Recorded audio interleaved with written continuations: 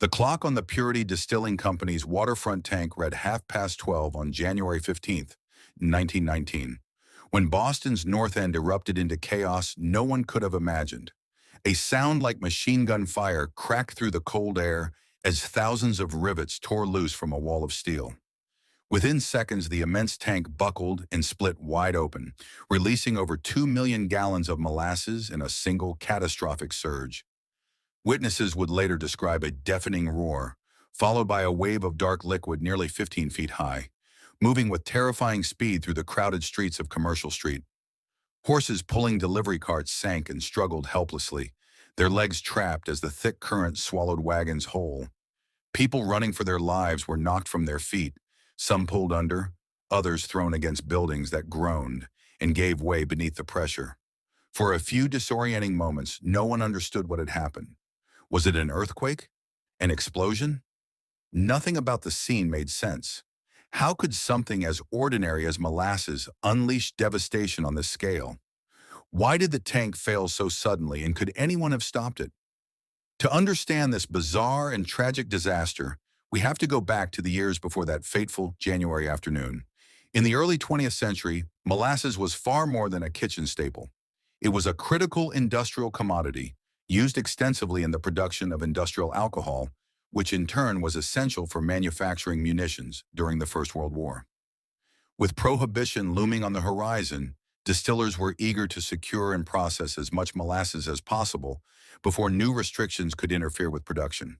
The Purity Distilling Company, a subsidiary of United States Industrial Alcohol, recognized this urgency and moved quickly to expand its storage capacity in Boston's North End, a densely populated immigrant neighborhood near the harbor.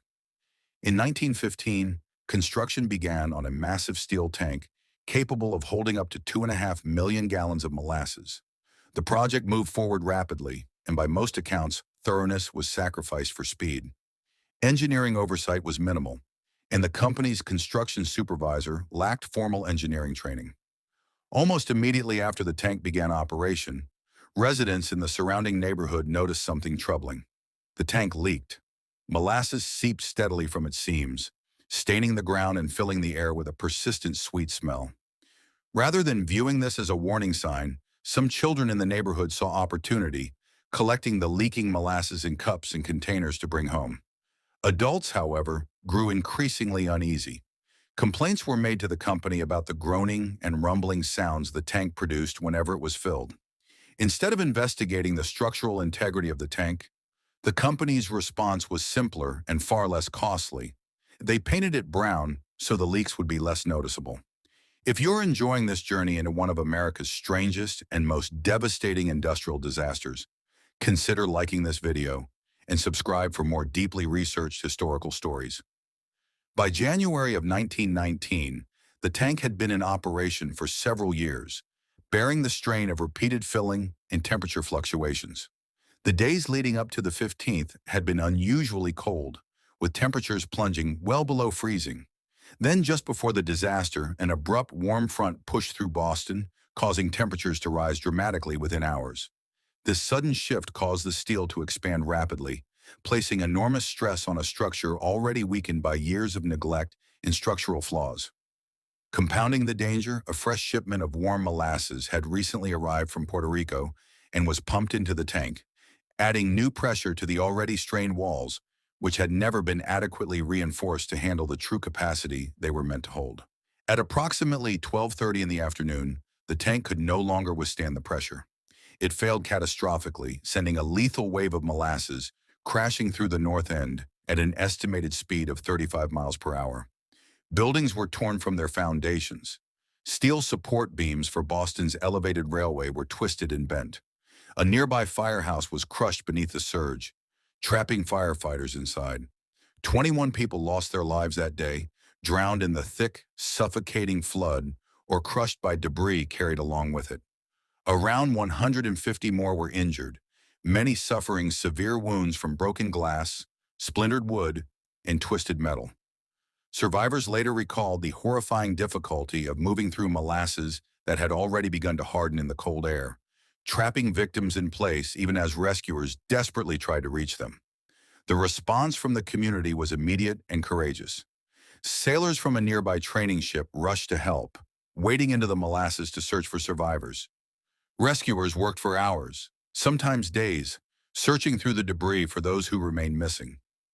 The cleanup itself became an enormous undertaking. Crews used salt water pumped from the harbor to break down the hardened molasses, while sand was spread across the streets to help workers maintain their footing. It would take weeks to fully clear the wreckage, and traces of molasses reportedly lingered in the harbor and throughout the neighborhood for months afterward, the smell becoming an unshakable memory for those who lived through it.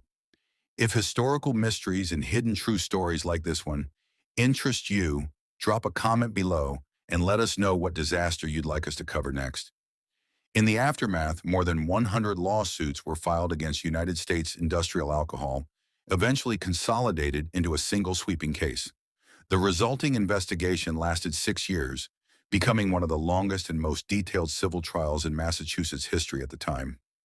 Auditor Hugh Ogden was appointed to examine the evidence, and after years of testimony from engineers, chemists, and witnesses, he concluded that the disaster was the direct result of structural failure caused by inadequate testing, insufficient safety margins, and rushed construction. The company was found liable and required to pay significant damages to victims and their families, a landmark outcome that would later influence how engineering standards and structural oversight were approached in the years that followed. The Boston Molasses Flood remains one of the strangest and most devastating industrial disasters in American history, a tragedy born not from war or natural catastrophe, but from ambition, haste, and an alarming disregard for early warning signs. 21 lives were forever lost to a wave few could have imagined possible, and for the survivors and their families, the sweet smell of molasses would never again feel harmless.